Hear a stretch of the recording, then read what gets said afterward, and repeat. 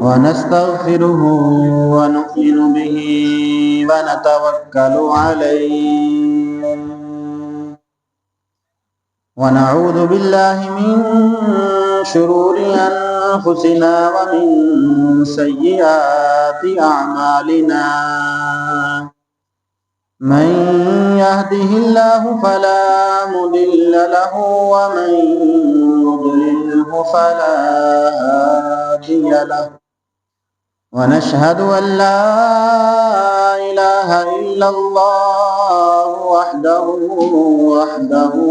لا شريك له ونشهد أن سيدنا ومولانا محمدا عبده ورسوله أما بعد فأعوذ بالله من الشيطان الرجيم بسم الله الرحمن الرحيم ومن يطع الله والرسول فأولئك مع الذين أنعم الله عليهم من النبيين قال الله تبارك وتعالى في شأن حبيبه مخبرا وآمرا إن الله وملائكته يصلون على النبي يا أيها الذين آمنوا صلوا عليه وسلموا تسليما الصلاة والسلام عليك يا سيدي يا رسول الله الصلاة والسلام عليك يا سيدي يا حبيب الله الصلاة والسلام عليك يا سيدي يا رحمة للعالمين وعلى آلك وأصحابك يا سيدي يا خاتم النبيين پیارے آقا مدینے والے مصطفیٰ صلی اللہ تعالی علیہ وآلہ وسلم پر درود پاک پڑھنے کے بے شمار فضائل و برکات ہیں. انہیں میں سے ایک امیر المؤمنین مولا کائنات علی المرتضی شیر خدا کرم اللہ تعالی وجہہ الکریم سے روایت ہے کہ اللہ پاک نے جنت میں ایک درخت پیدا فرمایا ہے جس کا پھل سیب سے زیادہ بڑا ہے، انار سے چھوٹا ہے، مکھن سے نرم ہے اور شہد سے بھی زیادہ میٹھا ہے اور مشک سے زیادہ خوشبودار ہے. مزید فرمایا کہ اس درخت کی شاخیں تر موتیوں کی، تنے سونے کے اور پتے زبرجد کے ہیں. اتنا شاندار پھل ہے. تو اس کا جو پھل ہے وہ کھائے گا کون؟ فرمایا اس درخت کا پھل وہی کھا سکے گا جو سرکار والا تبار حبیب پروردگار صلی اللہ علیہ وآلہ وسلم پر کثرت سے درود پاک پڑھے گا. کیا بات ہے! حضور علیہ السلام پر درود پاک پڑھنے کے فضائل میں سے کتنا پیارا یہ ہمیں نسخہ مل گیا کہ ہم جنتی پھل کھا سکتے ہیں، وہ بھی ایسا کہ جیسی ہم نے شاید کبھی مثال میں نہیں سنی. سیب سے وہ بڑا ہے، انار سے وہ چھوٹا ہے، مشک سے بھی زیادہ اس کے اندر خوشبو ہے، شہد سے بھی میٹھا ہے. تو جب ہم حضور علیہ السلام پر درود پاک پڑھیں گے تو وہ پھل ہمیں نصیب ہو جائے گا. ہمیں کثرت سے حضور علیہ السلام پر درود پاک پڑھتے رہنا چاہیے. آئیے مل کر درود پاک پڑھتے ہیں، چند نعت کے اشعار بھی سنتے ہیں. صلی اللہ علیہ یا یا رسول اللہ وسلم علیک یا حبیب اللہ میرا دل اور میری جان مدینے والے میرا دل اور میری جان مدینے والے تجھ پہ سو جان سے قربان تجھ پہ سو جان سے قربان مدینے والے تیرا در چھوڑ کے جاؤ تو کہاں جاؤ تیرا در چھوڑ کے جاؤ تو کہاں جاؤ میرے آقا میرے سلطان مدینے والے میرے آقا میرے سلطان مدینے والے بھر دے میرے داتا میری جھولی بھر دے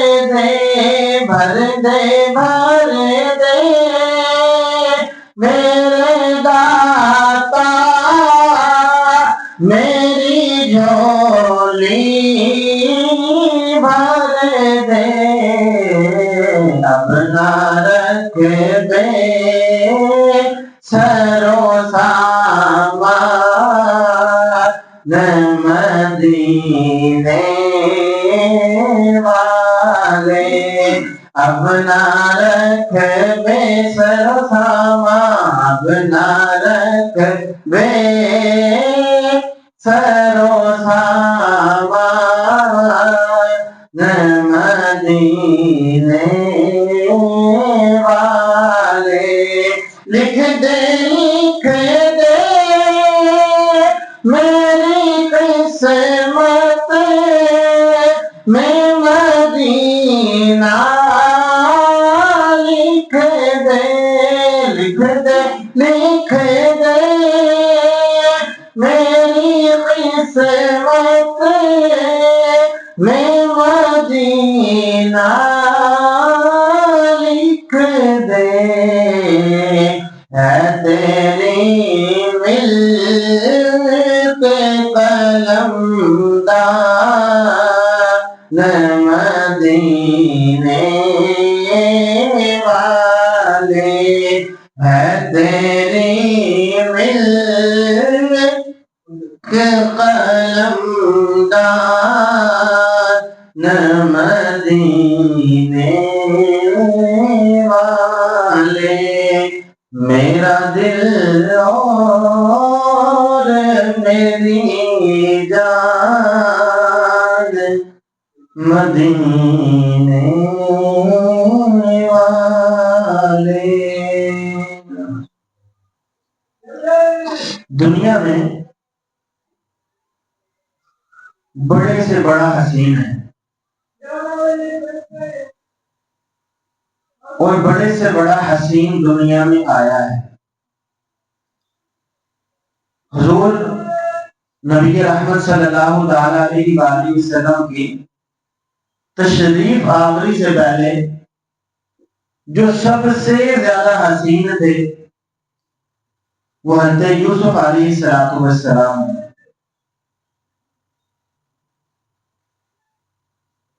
حضور علیہ السلام کے حسن سے آپ کو حصہ ملا۔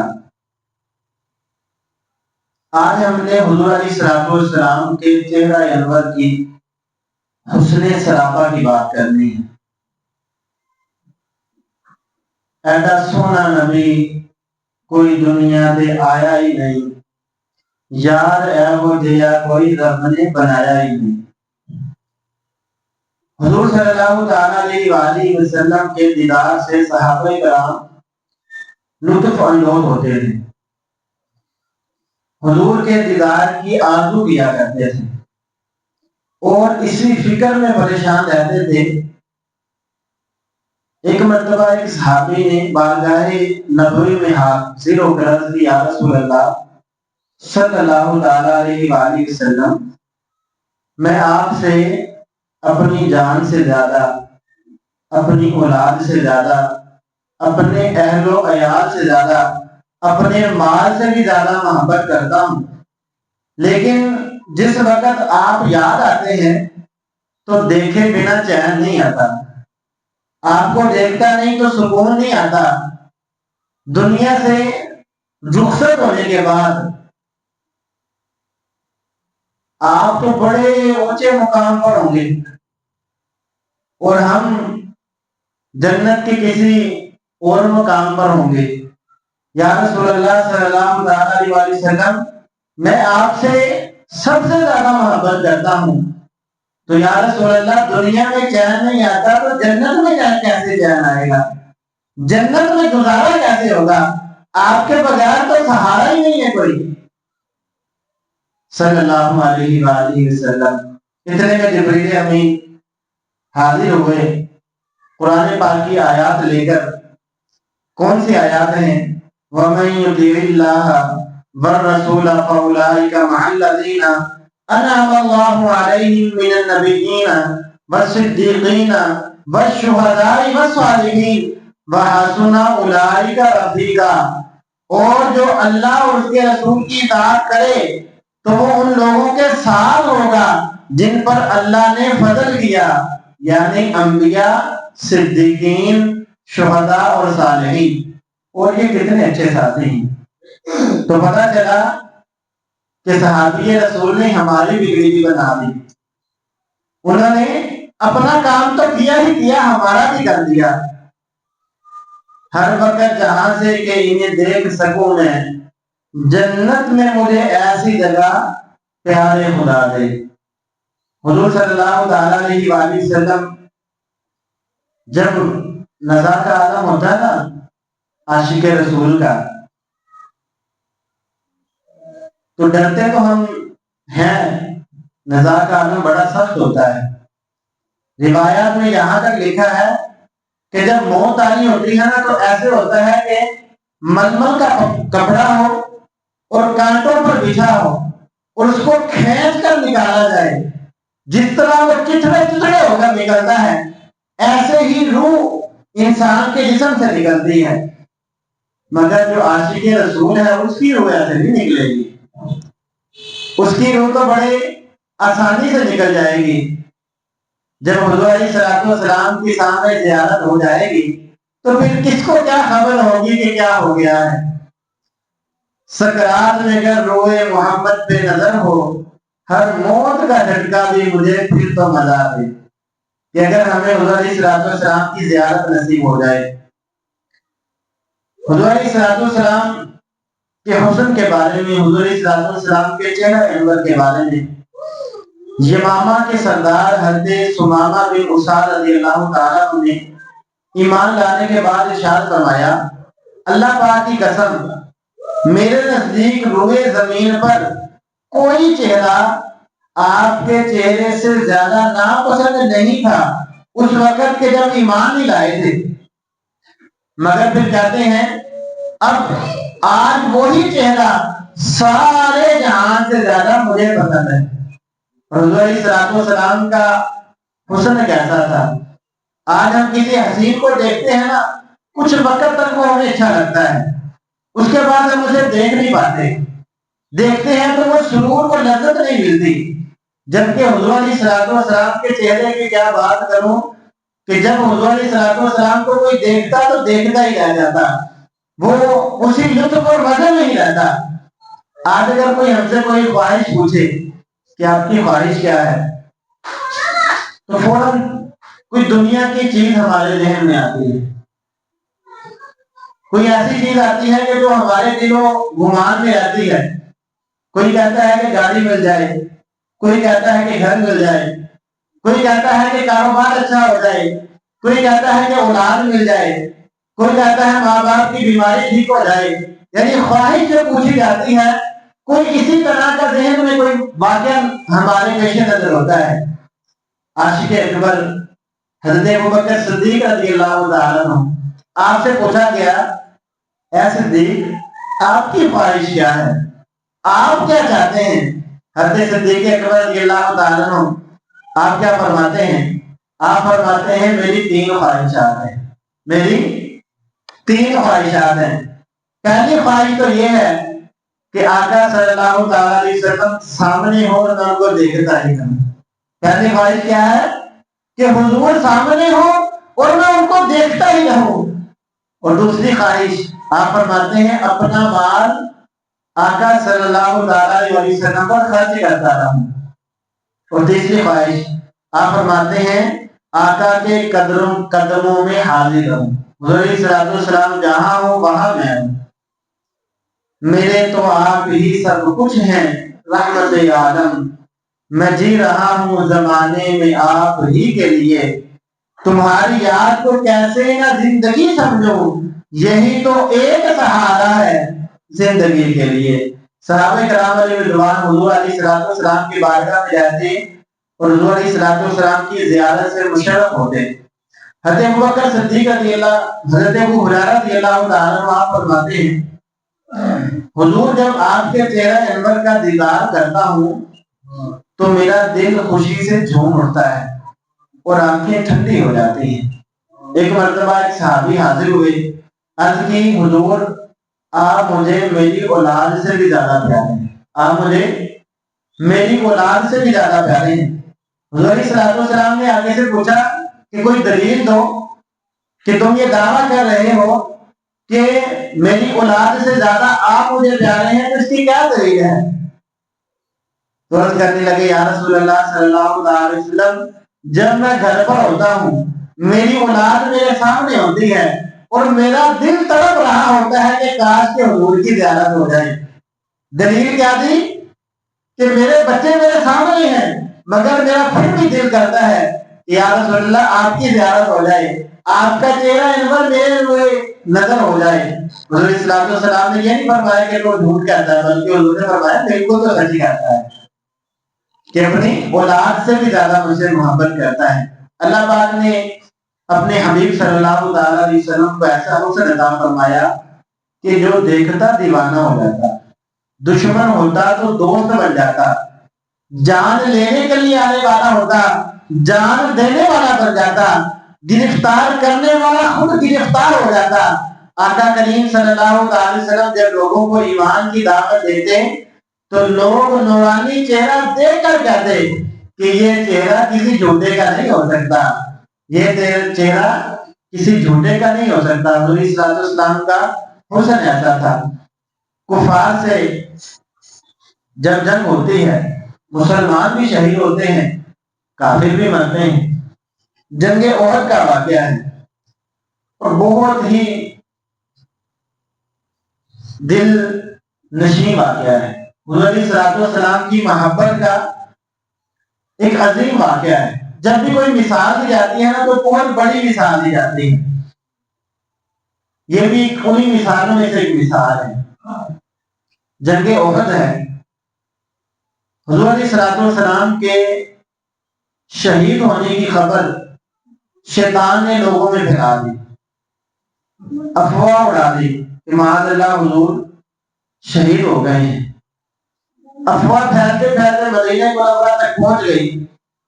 ایک صحابیہ رضی اللہ تعالیٰ عنہا نے جب سنا تو بے تاب ہو گئی، بے قرار ہو گئی، وہاں سے دوڑی اور جنگ احد میں پہنچ گئی۔ راستے میں ایک صحابی ملے, کہنے لگے اماں جی آپ کا والد شہید ہو گیا ہے. کہتی ہیں مجھے پرواہ نہیں, مجھے بتاؤ کہ حضور کیسے ہیں. دوڑتی جا رہی ہیں, حضور کو ڈھونڈ رہی ہیں. آگے جاتی ہیں تو کوئی کہنے والا کہتا ہے اماں جی آپ کا شوہر شہید ہو گیا ہے. کہتی ہیں مجھے پرواہ نہیں, مجھے حضور کا بتاؤ کہ حضور کیسے ہیں. آگے جاتی ہیں تو کہنے والا کہتا ہے تمہارا بیٹا شہید ہو گیا ہے. کہتی ہیں مجھے پرواہ نہیں, مجھے حضور کا بتاؤ حضور کیسے ہیں. آگے جاتی ہیں تو پتہ چلتا ہے کہ بھائی بھی شہید ہو گیا ہے, مگر آپ کہتی ہیں مجھے پرواہ نہیں, مجھے حضور کی پرواہ ہے. جب حضور علیہ السلام کے خیمہ تک پہنچتی ہیں, حضور کا دیدار کرتی ہیں, کیا کہتی ہیں کلو مصیبت بالغ جلل, یعنی ہر مصیبت آپ کے ہوتے ہوئے ہے. یعنی اگر آپ موجود ہیں تو ہر مصیبت کو سہ جاؤں گی, ہر مصیبت کو میں پار کر لوں گی, آپ کے بغیر میرا گزارا نہیں ہے. یہ وہ مثال ہے کہ حضور علیہ السلام کے چہرہ انور کے بغیر گزارا ہی نہیں ہوتا تھا ان کا. حضور علیہ السلام کے زیارت کے ہم بھی مشتاق ہیں. میرے گھر میں آ جاؤ یا رسول اللہ. حضور علیہ السلام کی زیارت کے لیے ہمیں بھی کوشش کرنی چاہیے. کیا کوشش ہو سکتی ہے؟ آخری بات, سب سے پہلے تو ہمیں آنکھیں ملی ہیں تو آنکھوں کی حفاظت ہے. جن آنکھوں سے ہم حرام کو دیکھتے ہیں انہی آنکھوں سے ہم حضور کو دیکھنا چاہتے ہیں تو ہمیں شرم تو آنی چاہیے نا. میں کن آنکھوں سے حضور کو دیکھنا چاہتا ہوں؟ سب سے پہلے تو اپنی آنکھوں کی حفاظت ہے کہ اپنی آنکھوں سے گناہ کو نہیں دیکھنا. پھر اس کے بعد جو سب سے بڑا وظیفہ ہے وہ درود پاک ہے کہ ہم اگر چاہیں حضور علیہ السلام کی ہمیں زیارت ہو جائے, حضور علیہ السلام ہمیں خواب میں نظر آ جائیں, حضور علیہ السلام ہمیں جاگتی آنکھوں سے نظر آ جائیں, تو یہ بھی کوئی بعید بات نہیں ہے. یہ بھی کوئی بعید بات نہیں ہے. ایسے کئی واقعات, کئی علماء موجود ہیں جنہوں نے جاگتی آنکھوں سے حضور علیہ السلام کا دیدار کیا ہے, مگر آنکھیں بھی تو ایسی ہونا کہ جو دیدار کے قابل ہوں. ایسا تجھے خالق نے طرح دار بنایا, یوسف کو تیرا طالب دیدار بنایا. کہتے یوسف علیہ السلام بھی حضور کے حسن کو دیکھنا چاہتے ہیں. وہ حسین کیا جو فتنے اٹھا کر چلے, ہاں حسین تم ہو کہ فتنے مٹا کر چلے. بی بی حلیمہ سعدیہ رضی اللہ تعالیٰ نے جب حضور علیہ السلام کو 2 سال کے بعد دوبارہ مکہ سے لے کر جا رہی تھی نا, تو راستے میں ایک قافلہ ملا. قافلے والوں نے, حبشہ والوں نے دیکھا نا تو چھوٹا سا بچہ ہے, آپ کے حسن کو دیکھ کر کہنے لگے ھذا واللہ نبی, کہ یہ چھوٹا سا حسین بچہ اللہ کا نبی ہے. حضور علیہ السلام کے حسن کی وجہ سے کہہ رہے تھے اللہ اللہ وہ بچپنے کی پابند, اس خدا بھانتی صورت پہ لاکھوں سلام. اللہ ان کی بارگاہ میں دعا کرتے ہیں کہ اللہ تعالیٰ ہمیں حضور علیہ السلام کے چہرہ انور کی, حضور علیہ السلام کی زیارت نصیب فرمائے.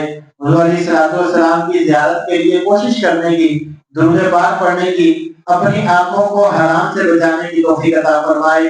آمین بجاہ نبی امین صلی اللہ علیہ وآلہ وسلم.